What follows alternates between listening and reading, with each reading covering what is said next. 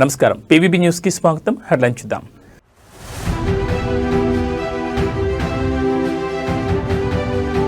పేదల సేవలో కార్యక్రమంలో అందరూ పాల్గొనాలి. టీడీపీ నేతలకు సీఎం చంద్రబాబు సూచన.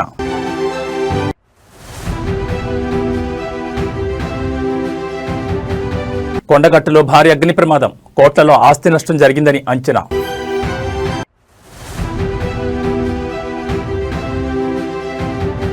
తమిళనాడుపై దిత్వా తుఫాన్ పంజా, దక్షిణ కోస్తా పుదుచ్చేరికి రెడ్ అలర్ట్.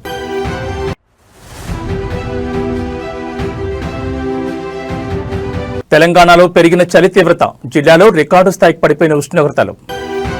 రాజకీయ నాయకులు నిరంతరం ప్రజల్లో ఉంటూ వారి సమస్యలను ఎప్పటికప్పుడు పరిష్కరించాలని ఆంధ్రప్రదేశ్ ముఖ్యమంత్రి తెలుగుదేశం పార్టీ అధినేత చంద్రబాబు పేర్కొన్నారు. నిరంతరం ప్రజల్లో ఉండేవారే నాయకులుగా రాణిస్తారని ఆయన చెప్పారు. ఈ మేరకు పార్టీ నేతలతో నిర్వహించిన టెలికాన్ఫరెన్స్ లో ఆయన ఈ వ్యాఖ్యలు చేశారు. పేదల సేవలో కార్యక్రమంలో పార్టీ నాయకులందరూ పాల్గొనాలని ఆయన పిలుపునిచ్చారు. నిత్యం ప్రజల్లోనే ఉంటూ ప్రజల సమస్యలను తెలుసుకుంటూ ఎప్పటికప్పుడు పరిష్కరించాలని సూచించారు. పింఛన్ల పంపిణీని పేదల సేవగా భావించాలని నేతలకు తెలిపారు. పేదల సేవలో కార్యక్రమంలో నాయకుల భాగస్వామ్యం ప్రస్తుతం 25,000కు చేరిందని చంద్రబాబు వెల్లడించారు.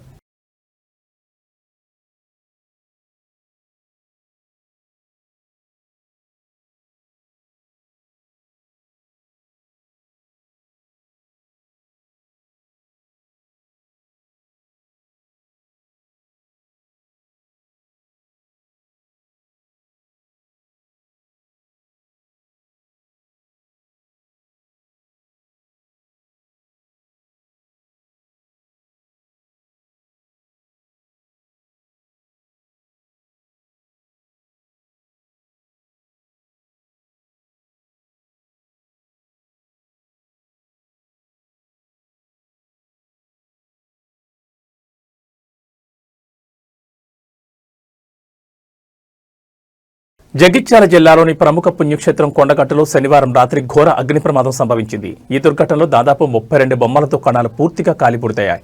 వ్యాపారులకు కోట్లాది రూపాయల నష్టం వాటిల్లినట్లు ప్రాథమికంగా అంచనా వేస్తున్నారు. గత రాత్రి 11 గంటల సమయంలో కొండగట్టు ఘాట్ రోడ్లోని అభయ హనుమాన్ విగ్రహం నుంచి ప్రధాన రహదారి వరకు ఉన్న బొమ్మల దుకాణాల్లో మంటలు చెలరేగాయి. సమీపంలో జరగనున్న సమ్మక్క సారలమ్మ జాతరను దృష్టిలో ఉంచుకుని వ్యాపారులు భారీ ఎత్తున బొమ్మలను కొనుగోలు చేసి దుకాణాల్లో నిల్వ ఉంచారు. ఒక్కో దుకాణంలో 8 లక్షల నుంచి 10 లక్షల విలువైన సామగ్రి ఉన్నట్లు తెలుస్తోంది. ప్రమాద సమాచారం అందుకున్న అగ్నిమాపక సిబ్బంది ఘటనా స్థలానికి చేరుకునేసరికి దుకాణాలు పూర్తిగా కాలిపోయాయి. తమ కళ్ళెదుటే సర్వస్వం కాలిపోవడంతో వ్యాపారులు కన్నీరు మున్నీరుగా విలపించారు. వారి రోదనలతో ఆ ప్రాంతంలో విషాద ఛాయలు అలుముకున్నాయి. మాల్యాల ధర్మపురి సిఐలు రవి రామ్ నరసింహారెడ్డి ఘటనా స్థలాన్ని పరిశీలించి వివరాలు సేకరించారు. విద్యుత్ షార్ట్ సర్క్యూట్ కారణంగానే ఈ ప్రమాదం జరిగిందని అధికారులు ప్రాథమికంగా నిర్ధారించారు. కేసు నమోదు చేసుకుని దర్యాప్తు చేస్తున్నారు.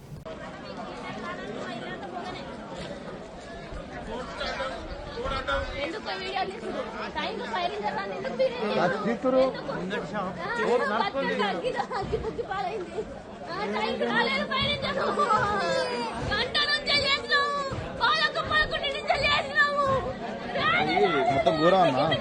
ఏంటంటే ఈ వచ్చే వరకు మేము ఆపినా కానీ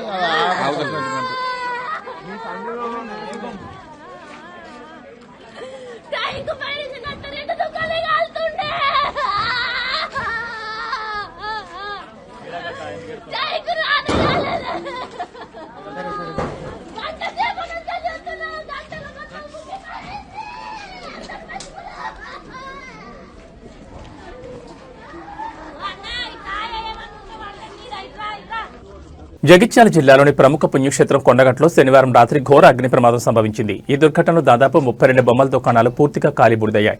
వ్యాపారులకు కోట్లాది రూపాయల నష్టం వాటిల్లినట్లు ప్రాథమికంగా అంచనా వేస్తున్నారు. గత రాత్రి 11 గంటల సమయంలో కొండగట్టు ఘాట్ రోడ్లోని అభయ హనుమాన్ విగ్రహం నుంచి ప్రధాన రహదారి వరకు ఉన్న బొమ్మల దుకాణాల్లో మంటలు చెలరేగాయి. సమీపంలో జరగనున్న సమ్మక్క సారలమ్మ జాతరను దృష్టిలో ఉంచుకుని వ్యాపారులు భారీ ఎత్తున బొమ్మలు కొనుగోలు చేసి దుకాణాల్లో నిల్వ ఉంచారు. ఒక్కో దుకాణంలో 8 లక్షల నుంచి 10 లక్షల విలువైన సామగ్రి ఉన్నట్లు తెలుస్తోంది. ప్రమాద సమాచారం అందుకున్న అగ్నిమాపక సిబ్బంది ఘటనా స్థలానికి చేరుకునేసరికి దుకాణాలు పూర్తిగా కాలిపోయాయి. తమ కళ్ళెదుటే సర్వస్వం కాలిపోవడంతో వ్యాపారులు కన్నీరు మున్నీరుగా విలపించారు. ప్రమాదంలో షాపులు పూర్తిగా కాలిపోవడంతో తాము అన్ని కోల్పోయామని బాధితులు కన్నీరు మున్నీరయ్యారు. జీవితంలో మళ్లీ ఎలా నిలదొక్కుకోవాలో తెలియక తమ పరిస్థితిని చూసి వారు బోరుమన్నారు. ఈ ఘటనపై అధికారులు తక్షణమే స్పందించి నష్టపోయిన బాధితులను ఆదుకోవాలని, అలాగే అగ్నిమాపక శాఖ పనితీరుపై విచారణ జరిపించాలని స్థానికులు డిమాండ్ చేస్తున్నారు.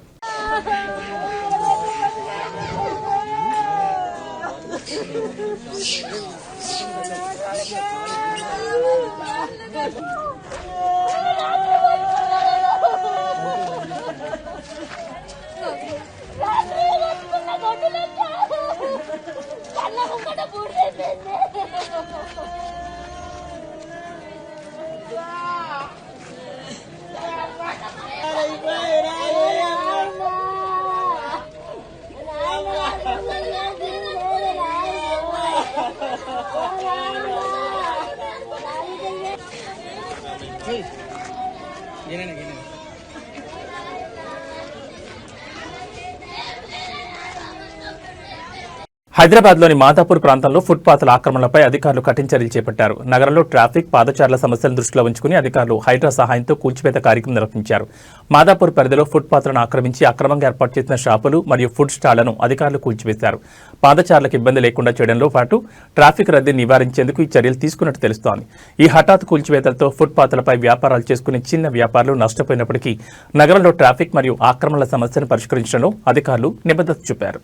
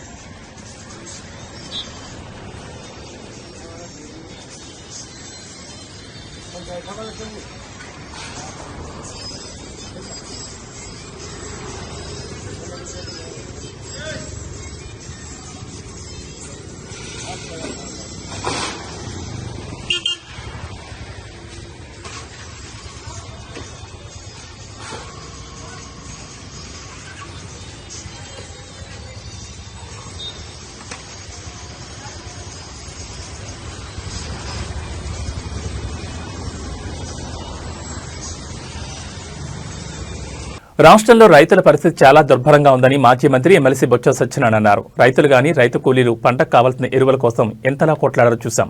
బ్లాక్ మార్కెట్లో ఎరువులు కొనుక్కుని పంట పండించిన పరిస్థితి ఏర్పడింది. ఆ పంట చేతికొచ్చిన తర్వాత ప్రకృతి వైపరీత్యాల వల్ల నష్టపోయారు. ప్రభుత్వం ఎక్కడ రైతులను ఆదుకున్న దాఖలాలు కనపడడం లేదని ఎద్దేవా చేశారు. చేతికొచ్చిన పంటను అమ్ముకుందాం అనుకుంటే గత 8 ఏళ్లలో ఎన్నడూ లేని విధంగా ఇబ్బందులను రైతులు ఎదుర్కొంటున్నారు. ఏ పంటకు కూడా గిట్టుబాటు ధర లేదు. అరటి, మొక్కజొన్న, పొగాకు, పత్తి ఏ పంటకు కూడా సరైన గిట్టుబాటు ధర లభించడం లేదన్నారు. ముఖ్యంగా ఉత్తరాంధ్రలో చెరుకుకు ప్రత్యామ్నాయంగా మొక్కజొన్న పంట వేసుకుంటున్నారు. గత ప్రభుత్వ హయాంలో పంటకు కొనుగోలులో ఇబ్బందులు వస్తే వెంటనే ప్రభుత్వం కొనుగోలు కేంద్రాలను ఏర్పాటు చేసిందని బొత్స సత్యనారాయణ పేర్కొన్నారు. వాస్తవంగా అవసరమైతే చెక్ చేసుకోండి, రీచెక్ చేయండి, క్రాస్ చెక్ చేయండి. కొన్ని పత్రికలు, కొన్ని టీవీలు అదే పనిగా దీన్ని ప్రజలు వ్యతిరేకిస్తారని చెప్తున్నారు. వాస్తవానికి కుటుంబంలోని నాయకులు కూడా, పెద్దలు కూడా, ఆ ప్రజల సానుభూతిపరులు కూడా వచ్చి వీటి మీద స్వచ్ఛందంగా వచ్చి వాళ్ళు కూడా పాల్గొంటున్నారు, సంతకాలు చేస్తున్నారు. ఇది గ్రామీణ ప్రాంతాల్లో కానీ పట్టణ ప్రాంతాల్లో జరుగుతున్న విషయం అని చెప్పాం. ర్యాండమ్ చెక్ చేసుకోండి మీకు ఇచ్చిన తర్వాత అని చెప్పాం. లేదు అంటే ఇప్పుడే ఓ టీం పంపించుకొని క్రాస్ చెక్ చేయండి జరుగుతున్న కార్యక్రమాన్ని అని చెప్పాం. ఎందుకంటే ఇది ప్రజా అవసరానికి సంబంధించింది. ఇదేమో రాజకీయ కోణంలో, రాజకీయ లబ్ధి కోసమో, రాజకీయ స్వార్థంతో చేస్తున్న కార్యక్రమం కాదు. ఈ రాష్ట్రంలో ఒక ప్రధాన ప్రతిపక్షంగా, ఒక బాధ్యతగా ప్రజల తరఫున ప్రజల ఆలోచనని, ప్రజలతో నష్టాన్ని పాడవలసిన బాధ్యత మాకుంది కాబట్టి ఈ కార్యక్రమాన్ని చేస్తున్నాం. నైరుతి బంగాళాఖాతం శ్రీలంక తీరంలో కొనసాగుతున్న దిత్వా తుఫాన్ తమిళనాడుపై పంజా విసురుతోంది. తమిళనాడులో శనివారం అర్ధరాత్రి నుంచి భారీ వర్షాలు కురుస్తున్నాయి. చెన్నై, చెంగల్పట్టు, కాంచీపురం, తిరువళ్లూరు, కడలూరు, మైలాడుతురై, నాగపట్నం, రాఘనాథపురం, తంజావూరు, తిరువారూరు, కోయంబత్తూరులో కుండపోత వర్షాలు పడుతున్నాయి. భారీ వర్షాలతో చెన్నై ఇంటర్నేషనల్ ఎయిర్పోర్ట్లో 62కు పైగా విమాన సర్వీసులు రద్దయ్యాయి. చెన్నై శ్రీలంక విమాన సర్వీసులు రద్దయ్యాయి. నైరుతి బంగాళాఖాతం, ఉత్తర తమిళనాడు తీరంలో దిత్వా తుఫాన్ కొనసాగుతోంది. పుదుచ్చేరికి దక్షిణ ఆగ్నేయంగా 150 కిలోమీటర్ల దూరంలో, దక్షిణంగా చెన్నైకి 250 కిలోమీటర్ల దూరంలో తుఫాన్ కేంద్రీకృతమైంది. మరికొన్ని గంటల్లో తీవ్ర వాయుగుండంగా మారే అవకాశం ఉంది. దీంతో దక్షిణ కోస్తా, తమిళనాడు, పుదుచ్చేరి రాష్ట్రాలకు వాతావరణ శాఖ రెడ్ అలర్ట్ జారీ చేసింది. గత 6 గంటల్లో గంటకు 5 కిలోమీటర్ల వేగంతో ఉత్తరం వైపు కదిలి కారైకల్కు తూర్పున 80 కిలోమీటర్లు, జాఫ్నాకు ఈశాన్యంగా 140 కిలోమీటర్లు, పుదుచ్చేరికి ఆగ్నేయంగా 160 కిలోమీటర్లు, చెన్నై దక్షిణంగా 250 కిలోమీటర్ల దూరంలో కేంద్రీకృతమైంది. రాబోయే 24 గంటల్లో ఉత్తర తమిళనాడు, పుదుచ్చేరి తీరాలకు సమాంతరంగా దాదాపు ఉత్తరం వైపు కదిలే అవకాశం ఉంది.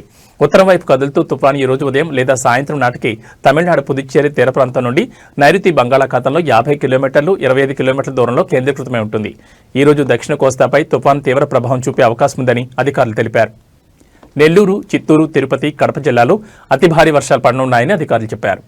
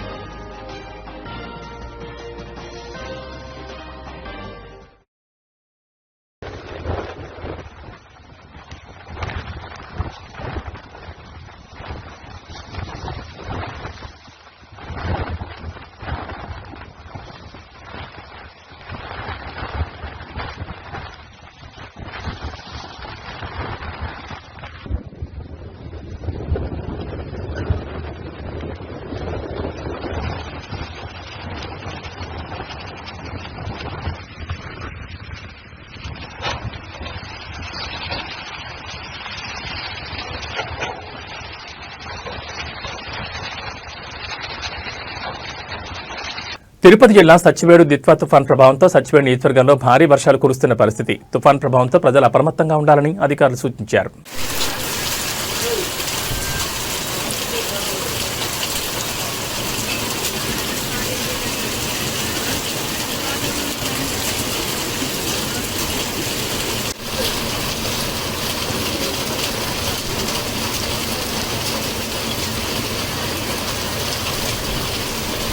తెలంగాణ రాష్ట్రంలో గడిచిన 4 రోజుల్లో మరోసారి చలి తీవ్రత గణనీయంగా పెరిగింది. వాతావరణ శాఖ ప్రకారం ఈ రోజు ఉదయం మెదక్ నగరంలో అత్యల్పంగా 10 డిగ్రీల సెల్సియస్ ఉష్ణోగ్రత నమోదు కాగా, పటాన్ చెరువు, హనుమకొండ, రామగుండం, నిజామాబాద్, హైదరాబాద్లలో కూడా సాధారణం కంటే తక్కువ ఉష్ణోగ్రతలు నమోదయ్యాయి.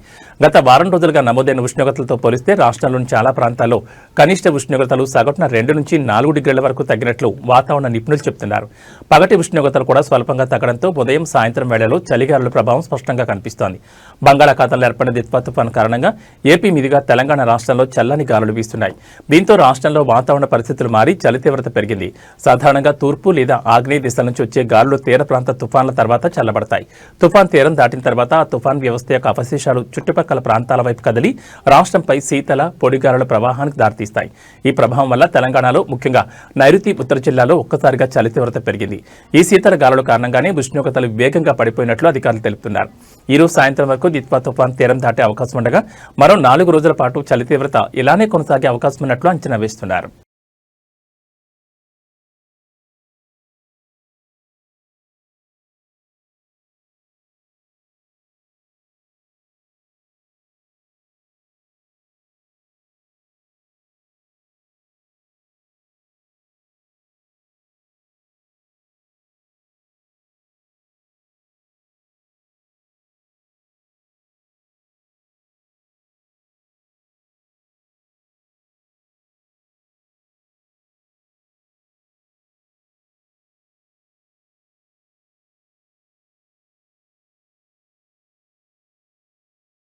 తిరుమల శ్రీవారి దర్శనానికి భక్తులు పోటెత్తారు. వారాంతం కావడంతో కొండపై భక్తుల రద్దీ కొనసాగుతోంది. దిత్వా తుఫాన్ ప్రభావంతో తిరుమలలో వర్షాలు కురుస్తున్నా చలిని సైతం లెక్క చేయకుండా భక్తులు స్వామివారి దర్శనం కోసం బారులు తీరారు. శ్రీవారి సర్వదర్శనం కోసం భక్తులు 14 కంపార్ట్మెంట్లో వేచున్నారు. టోకన్ లేని భక్తులకు స్వామివారిని దర్శించుకునేందుకు దాదాపు 15 గంటల సమయం పడుతుందని తిరుమల తిరుపతి దేవస్థానం అధికారులు తెలిపారు. నిన్న ఒక్కరోజే 79,791 మంది భక్తులు శ్రీవారిని దర్శించుకున్నారు. భక్తులు సమర్పించిన కానుకల ద్వారా హుండీ ఆదాయం 3.73 కోట్లుగా నమోదైందని టీటీడీ వెల్లడించింది. తుఫాను కారణంగా కురుస్తున్న వర్షాలు, చల్లని వాతావరణం ఉన్నప్పటికీ భక్తుల విశ్వాసం ముందు ఇవేవి అడ్డంకిగా నిలవలేదు. గోవింద నామస్మరణతో క్యూలైన్లలో ఓపికగా నిరీక్షిస్తూ భక్తులు తమ భక్తిని చాటుకుంటున్నారు. భక్తుల రద్దీకి అనుగుణంగా టీటీడీ అధికారులు ఏర్పాట్లు చేస్తున్నారు. కంపార్ట్మెంట్లలో వేచి ఉన్న భక్తులకు త్రాగునీరు, ఇతర సౌకర్యాలు కల్పిస్తూ ఇబ్బందులు కలగకుండా చర్యలు తీసుకుంటున్నారు.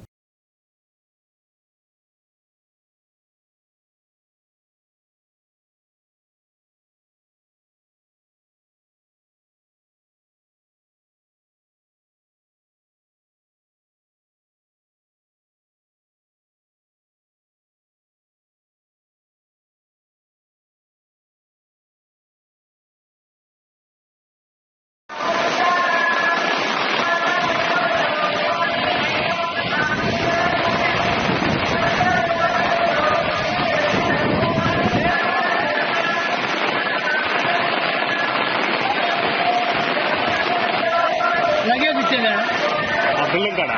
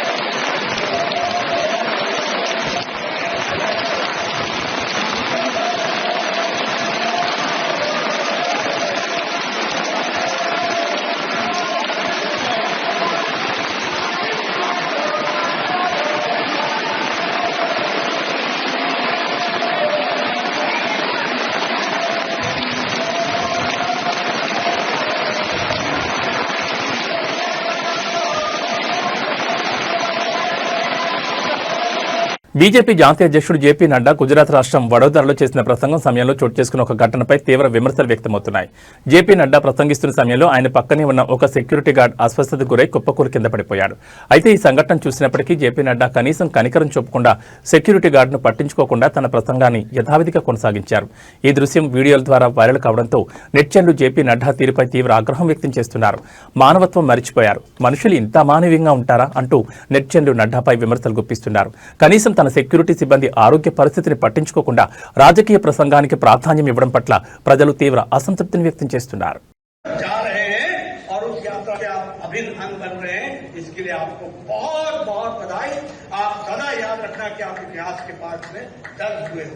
इन्हीं शब्दों के साथ मैं पुनः हमारे आयोजकों को, मनसुख भाई को, उनकी टीम को बहुत बहुत बधाई देता हूं और साथ में आप सब लोगों को इस यात्रा को आगे बढ़ाने के लिए अपनी शुभकामनाएं देता हूं. बहुत बहुत धन्यवाद. గత కొద్ది రోజులుగా ఈవెంట్లలో బోల్డ్ కామెంట్స్ తో వరుసగా వివాదాల కారణమవుతున్నారు సినీ నటకిరీటి డాక్టరేట్ హోల్డర్ రాజేంద్ర ప్రసాద్. ఇక తాజాగా సకుటుంబానం సినిమా ట్రైలర్ రిలీజ్ ఈవెంట్ కు బ్రహ్మానందం, బుచ్చిబాబు, రాజేంద్ర ప్రసాద్ ఇలా అందరూ హాజరయ్యారు. సినిమా ట్రైలర్ అయితే చక్కగా పక్కా ఫ్యామిలీ ఎమోషన్స్ తో ఉంది. కానీ ఈవెంట్ లో రాజేంద్ర ప్రసాద్ చేసిన కామెంట్లు మాత్రం చర్చకు దారితీస్తున్నాయి.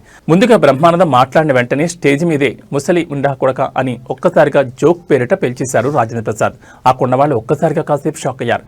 బ్రహ్మానందం కూడా అతని వైపు తిరిగి ఎవరు అన్నట్లు అడిగారు. రాజేంద్ర ప్రసాద్ వెంటనే నేనే అని నవ్వుతూ మాట మార్చేశారు. కానీ అప్పటికే వీడియో రికార్డ్ అయిపోయింది. సోషల్ మీడియాలో ఈ వీడియో ప్రస్తుతం ఫుల్ వైరల్ అవుతోంది. శ్రీ డాక్టర్ బ్రహ్మానందం గారు మాట్లాడిన తర్వాత నాలాంటి వాళ్ళు మాట్లాడటం